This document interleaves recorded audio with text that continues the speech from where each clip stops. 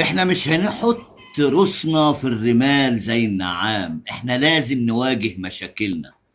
كل الأديان مفيش دين فيهم خرب بلاده إلا الدين الإسلامي وجماعات الدين الإسلامي. طب حد يقول لي ليه لازم الجماعة العلماء يفكروا في الموضوع ده؟ ليه اشمعنى بلادنا احنا وبلاد المسلمين اللي اتعمل فيها الجماعات دي تخربها؟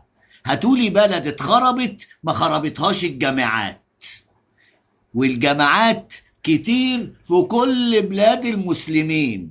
ليه التفرقة اللي احنا فيها دي؟ ليه؟ حد يقول لي ليه؟ ما احنا لو قلنا عرفنا اذا عرف السبب بطل العجب. الجماعات هي اللي بتخرب البلاد، خدوا بالكم.